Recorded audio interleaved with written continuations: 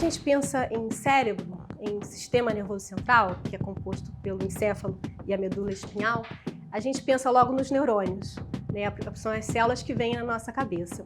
Só que, além dos neurônios, existem outros tipos, outras populações que povoam o tecido, o sistema nervoso, além dos neurônios, que são basicamente as células gliais.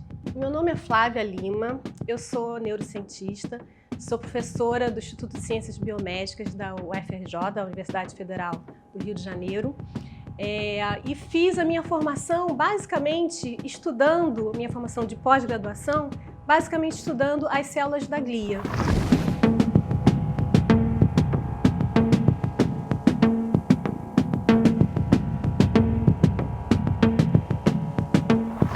E atualmente eu trabalho particularmente com uma célula da glia, que nós chamamos de microglia, né, as células microgliais, que tem um papel super importante, tanto para a formação do sistema nervoso central, quanto para dentro de contextos patológicos. Eu acho essas células particularmente fascinantes, porque elas são células da glia, né? Então, portanto, elas secretam fatores neurotróficos também, que vão ajudar os neurônios a se desenvolverem. E, ao mesmo tempo, elas são os representantes do sistema imune no sistema nervoso central. Elas são os macrófagos do cérebro, do sistema nervoso central, ou seja, as células de defesa para o sistema nervoso. Então, elas atuam das duas maneiras, dependendo da situação que elas encontram no caminho. Dependendo do tipo de lesão e do grau de severidade dessa lesão no sistema nervoso, a microglia atua de maneira diferente. Numa isquemia, por exemplo, a microglia é capaz de secretar fatores tróficos, capazes com o objetivo de reparar aquele tecido morto provocado pela isquemia, né? E reconstituir as conexões neuronais naquela área lesada. Já no contexto de câncer, né, de tumores cerebrais, é muito interessante porque ela adquire um fenótipo totalmente diferente. Ela é recrutada rapidamente para o sítio da lesão tumoral, só que aquelas células tumorais começam a secretar fatores que vão fazer com que a microglia comece a trabalhar a favor daquele tumor e não mais contra.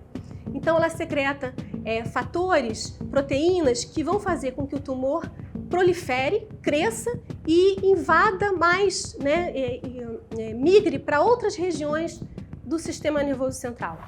Eu estudo a interação dessas células com um tumor cerebral que é extremamente agressivo, que mata em média em 1 ano de vida, não tem praticamente cura, né? Que é o glioblastoma.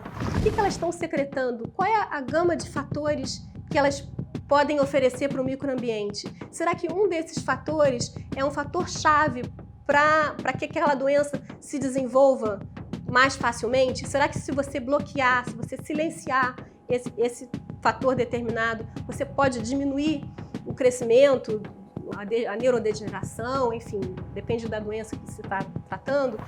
Uma vez entendendo a doença, né, a gente pode identificar novos alvos terapêuticos para essas doenças, a partir do conhecimento que se tem ali na bancada mesmo, no dia a dia da bancada. Então, resumindo, obviamente a cura de doenças do sistema nervoso central que a gente busca. Estava começando, eu ia nesses congressos e olhava aqueles caras, um monte de publicações, assim, meu Deus, esse cara não deve ter outra vida, né? E com o tempo você vai conhecendo esses caras, vai desmistificando isso, vai vendo que são pessoas normais, né? É um conselho que eu dou para quem está começando a fazer ciência, que apesar de ser muito prazeroso e você ter muitas recompensas, você também passa por situações muito angustiantes na sua vida de cientista. Você passa por várias seleções, vários concursos, e a minha zona de escape para situações adversas na ciência sempre foi a dança, né? Então eu sempre dancei, parei um tempo quando eu fui morar fora, Brasil, depois tive filhos, tive que parar, muita coisa, muitas atividades juntas, e voltei recentemente para a dança, e para mim é a minha terapia. Quando eu não estou fazendo ciência, eu estou dançando, e as duas coisas, uma oxigena a outra, para mim é perfeito.